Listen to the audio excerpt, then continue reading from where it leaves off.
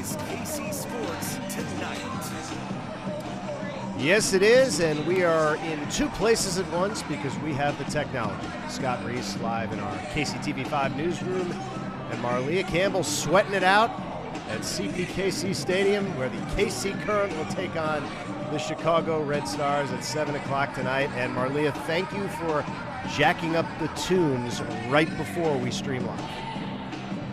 It is a tradition on this show that we stand in a place with not a lot of music, and then during the mic check that changes. But great time out here. Scott, you mentioned sweating it out here. I'll tell you what, when we were in the parking lot, I was a little nervous. It was pretty hot. Folks who have been outside today know that the weather's not very friendly to an outdoor sporting event. Here, it feels amazing. I mean, we got the breeze going a little bit. We're right off the riverfront. We got some shade here. I feel great. So I was pleasantly surprised at the weather. It's going to be a great atmosphere here today. I talked to the Kansas City Current. They said they're expecting another sellout. So 11,500 fans on hand today to watch the Current take on the Red Stars. Right now, the Current have the third longest unbeaten streak in NWSL history. They're another tie or win today moves them into number 2. A lot of fun tonight. Going to be a full crowd on hand to watch it. Yeah, I mean, it's getting pretty remarkable. The season started in March. It's now mid-June, and they haven't lost a single match. You see the record on the screen: 8 wins, no losses, 4 draws. They've set records already. I mean, I think they've got the franchise record for most goals in a season. They've already set it, and they're not even halfway through their regular season in 2024. So it's just, not only are they winning, but they're scoring goals at an incredible pace, especially there at home. So they're a lot of fun to watch, and obviously you'll get to see it, and the fans are in for a treat tonight. Sorry, I'm getting attacked by a bee, but yes.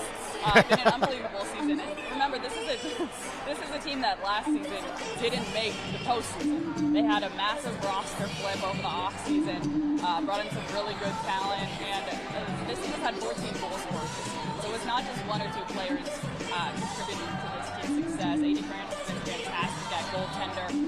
This is the recipe for a team that has potential to go a really long way. If you have 1, 2, 3 players who you really heavily rely on for scoring, that makes it difficult going through a long season where, knock on wood, injuries become issues.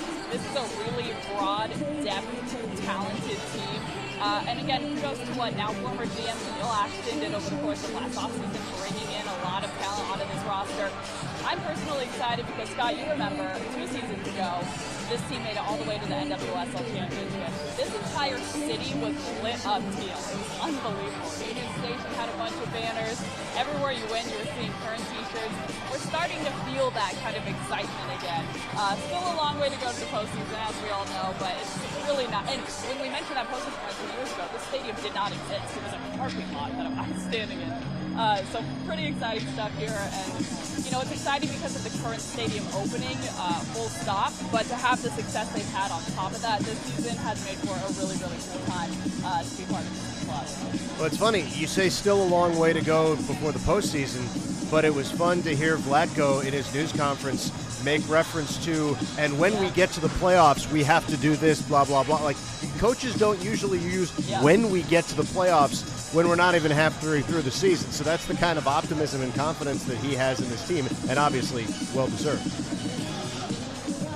Yeah, we talked about this with the Royals, we talked about this with the Chiefs. There's like this intangible swagger that teams have that, it's kind of, you can't put it into the stats, you can't put it into the X's and O's, it's just a confidence. This team has that. I think Lola Bonta is the perfect embodiment. Lots of fans here today. The perfect embodiment of that spirit of just knowing, hey, we're the best in the league right now. This team is at the top of the NWSL table, and they know it. And again, unbeaten through 12 games, a lot of talent. I'm excited for the rest of the season here, and so are folks here. I mean, it's, hour and a half before kickoff, and you can see the steady stream of people behind me. It's pretty cool. Yeah, what are they? They're moving furniture? Are they, like, bringing in extra seats to accommodate the overflow fans? I mean, what's going on back there? I wouldn't be surprised. It's also Pride Night tonight, so that's really exciting. Our friend Brenda Van Langen, who we've had on KC Sports Tonight, the old edition before, will be doing the KC Baby Dance, and we got a lot of people in the house. I hear Michael Waka and his family will be here, Royals pitcher, while he nurses that injury, so he's going to get to check out the stadium for the first time. So yeah, a lot going on. Also, one thing that you might be hearing that is contributing to the noise is those little inflatable things that you hit together. That's today's free giveaway. So lots of noise here today. Thanks for the time. And Friday night. We don't get Friday night games with this beautiful weather that often. Yeah. Great. We picked a good night to have you out there, so we can hear even less with the thanks for the giveaway. So that's fantastic. And you know, Michael Waka on the injured list with the foot injury, so he's not in Los Angeles with the Royals. So why not take this opportunity to go do some things that normally baseball players don't get to do a lot of during the season? 100%. We saw on Sunday against Seattle, Andy Reid was here, Patrick Mahomes, a little bit less surprising, their owners of the club. The Royals trio, Vinny Pasquantino, Salvador Perez, Bobby Witt Jr. There's been a lot of famous faces here in Kansas City. This is the place to be right now. So yeah, again, I can't emphasize how great this environment is. Looking behind me right now, you would think that the game's about to start in like 10 minutes, but this is actually an hour and a half away. And we have Jillian, our own Jillian. Do we have a Jillian Carroll sighting? Hello. That's not Jillian Carroll. Right now. Tell Jillian we say hi. Anyways, Guy, you're saying. Good to see you too. Too funny. All right, let's harken back to last night, Marleah, if you can remember last night. You and I were in Lawrence, Kansas. It was not quite that loud, but it was still pretty loud. The annual Rock Chalk Roundball Classic. And, you know, we talked about it, obviously, a lot this week leading up to the event. But now that we've seen another successful Roundball Classic and just the incredible array of former Jayhawk talent that was in the house last night, and you and I were both surprised that guys like Jalen Wilson and Christian Brown played as many minutes as they did in what's obviously an exhibition charity game. But tell you what, they were balling a little bit. It was fun to watch, and you know, it's just speaks volumes about not only the KU program, but Brian Haney and his efforts to bring it all together. Yeah, this is one of my favorite events we get to cover all year long. I think, you know, you and I were on the broadcast call last night with a quick programming note. This is going to air on, if you missed it last night at Lawrence Free State High School, it's going to air on KSMO next Friday, June 21st, 8 to 9:30 p.m. Definitely something you're going to want to hit your DVR to record, set that up, watch it live if you can, because it was a lot of fun. But one of my favorite events of the year, I've been doing it, I think, for 3 or 4 years now, and every year what's really cool is like the consistency of talent that keeps coming back. I mean, Devontae Graham has been there all 4 years I was there. You mentioned Christian Brown and Jalen Wilson. It was their first iteration of the Roundball Classic that they got to play last night. We had Mitch Lightfoot. I'm trying to think of other guys. Brandon Rush has been there every single year. I mean, the Ochai Agbaji. basketball. Oh yeah, that guy. Yeah, Ochai Agbaji. He was there, and as you mentioned, playing a lot of minutes. So I was doing sideline reporting, and I was there were a couple guys kind of on the short list that I wanted to get. You know, I wanted to get Christian, I wanted to get Jalen, and I wanted to get Ochai. And so we were talking before the game. Well, you know, these guys are active in the NBA. It's a scrimmage game. It's the summer. They're not going to want to get hurt. I bet they'll, you know, throw up a couple threes at the beginning of the game, and then they'll, you know, go to the bench, whatever, cheer on. They played almost the entire game. In fact, when I did an interview with Christian on the sideline, I was talking to him and I was like, well, I bet you want to get back in there, right? And he was like, yeah, I have to go. And he ran to the scores bench and he checked in to play some more. So it was, they're dunking, they're like guard, they're playing defense. It was pretty cool. But obviously the biggest part of this is that it benefits seven local cancer fighters, young kids and their families. Brian does this every year where they have a ton of applicants and they pick some kids, and you know, at the beginning of the game, the kids get to walk out through the little huddle and high-five the KU players and kind of flip the roles where they're the stars, and then this massive event benefits those families, which, you know, hearing their stories of how much you don't think about as much the financial burden that, you know, you have this diagnosis, the scary thing you have to deal with, and then the financial burden. So the goal of that game is to help ease that a little bit. Great event, great cause, and just a whole lot of fun. I hope you get to watch it next week. Well, and as I give you a friendly reminder to keep the mic closer to your mouth if you can so that we can hear you more easily given the background ambiance. Yeah. The other, getting louder out here. It is getting louder. The unique aspect of last night was the first timeout during the game. We saw something that we have never seen before at a Roundball Classic. Maybe you can, and you were right there, maybe you can fill the folks in on that. Yeah, I've never seen it ever. I don't think I've ever seen one of these. So we were told, even the broadcast crew, who we are like in on this, we were not told what was happening. We were told something special is happening at the first timeout. And so I was kind of kneeling down and I had my phone. And we're not going to give too many spoilers. You're going to have to tune into the Roundball Classic broadcast again next Friday, KSMO, 8 o'clock. But we had a wedding proposal on TV. It went well, so we got to celebrate a happy couple getting engaged. 2 former KU basketball players, again, another spoiler. So it was really cool. And the angle I was at, recording them, I got to see like David McCormick and Ochai and a couple of those people who also had no idea. So seeing their reactions and their jaws drop to the floor is a pretty special moment on just a completely special night in every single way possible. A lot of fun, a lot of great basketball, and again, a free NBA game for a lot of folks that got tickets to that because we got to see those NBA guys playing all night long.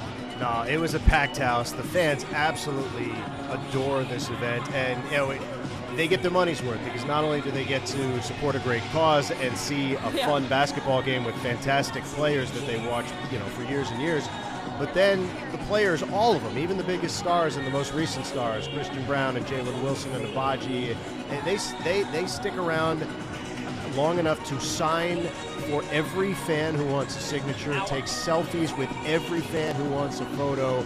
There was no buzzer. There was no, okay, sorry guys, time's up. I mean, they literally accommodated every person in that building, which again speaks to the dedication and just the character of these student athletes. Well, and another quick anecdote is that Jalen Wilson and Christian Brown kind of had the longest lines there, right? Jalen with the Nets, Christian with the Nuggets. And they had the longest lines. They had this huge crowd of kids sitting next to them. By the end of the night, neither of them were wearing shirts or shoes because they gave them away and autographed them. Jalen did not. Jalen did not give the shoes away. Jalen refused to give the shoes away. He was very attached to those pink kicks. Shoes? I think so. But he gave the shirt he did. I get it. And Christian I thought Christian was going to be naked by the time we were done. So I was glad he was wearing anything. Yeah, we were like, please stop here. But they could have signed, a couple signatures and said, thank you, we got to go. But they stayed for probably upwards of an hour, paying close attention, asking for all the kids' names and everything. So that was really cool. Again, just really fun. I would recommend seriously watching it. And if not, get tickets for next year because it's a really, really great event.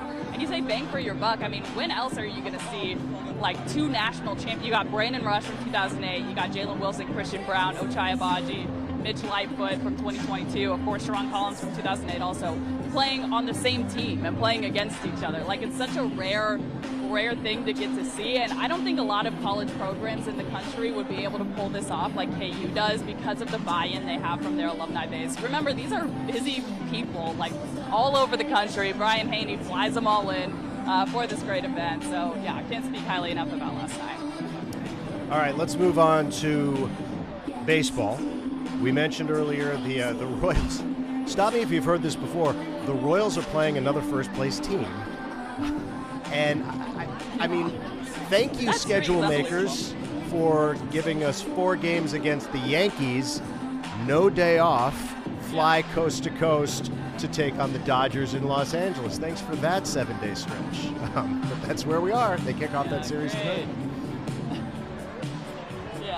Yeah, I mean, it's funny because I think there's kind of this period over the last, week or so where you've been like, oh, what's going on with the Royals? Well, they're playing the best teams in the league. Scott, you tweeted out a stat where, like, just the caliber of teams they have right now over this stretch is unparalleled. So fight your way through this one, stay relatively healthy, try to pick up wins on the road. They got that walk-off their last game here in Kansas City, which was nice. But, we use the words big test. It doesn't get much bigger than this, so big couple weeks here. It's a big test.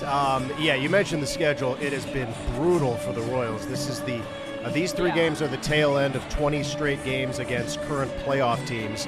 Meanwhile, you got the team in Cleveland playing like a month and a half of baseball against the White Sox, the Marlins, the Rockies, the Tigers, pretty much the dregs of the major leagues, just over and over and over again. But that will fix itself.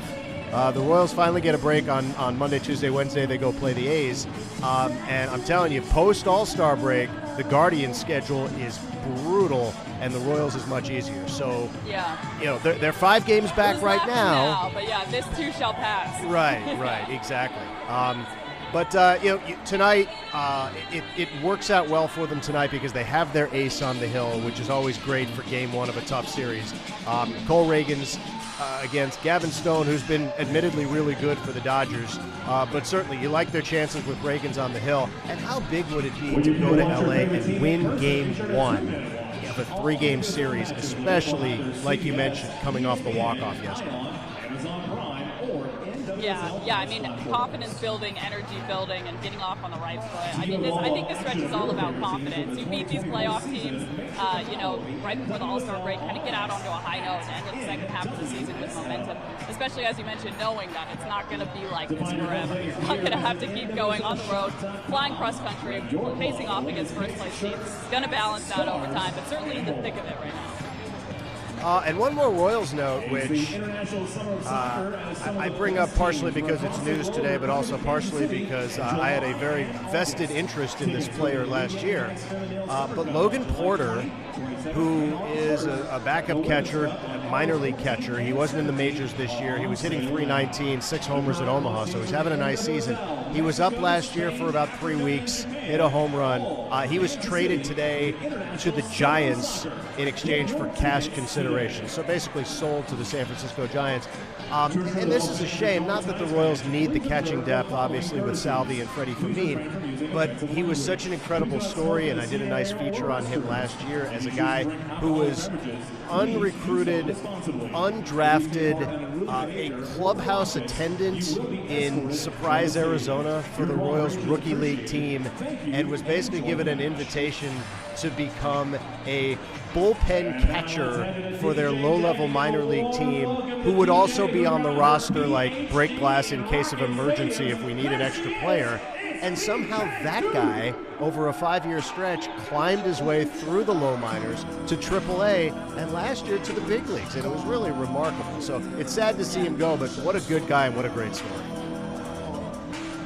Yeah, Scott, I was out there with you for that story. I remember. I think we printed out those photos and kind of did that nice story out there. And he was just such a good, genuine dude. It's cool to see those things happen.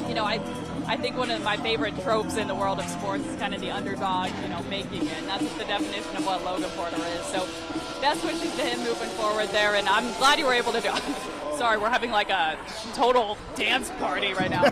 But best wishes to him and his next stop. And I'm glad that you were able to talk to him and really tell that story here in Kansas City before he left, because it was pretty remarkable.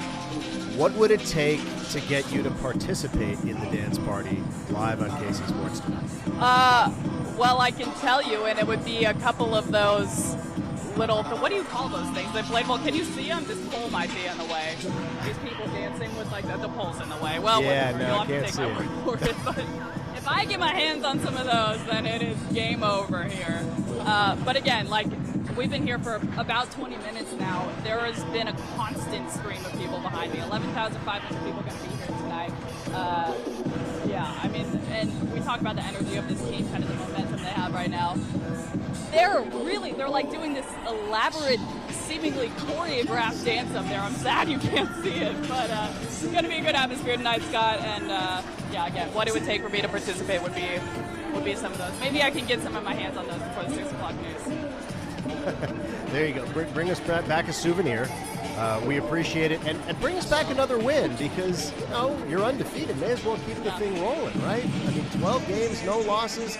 Yeah. We're in mid-June. And what is it? Only 4 more games, including tonight, on sort of the first half of the regular season schedule before they have another international break and they do Women's Cup matches. And so really they don't convene for a couple months. If they can not lose in the next 4 games, they're going to be undefeated into September in league play. I mean, how great is that? Wild. I remember when it was like 8 or 9, we're like, man, how cool would it be to get to 10? And it doesn't look like this trade's stopping anytime soon. No. All right. Listen, it's super loud out there, so we'll cut this a little bit short today. But appreciate you hanging in. Glad you could hear me at least a little bit. We could hear you at least a little bit. And again, we'll have more from Marleah coming up on KCTV5 News at 6 in about a half hour. We'll talk more soccer and have a funny moment from the Roundball Classic on the news as well. So flip over to TV for that. Marleah, appreciate it. We'll talk to you in a few.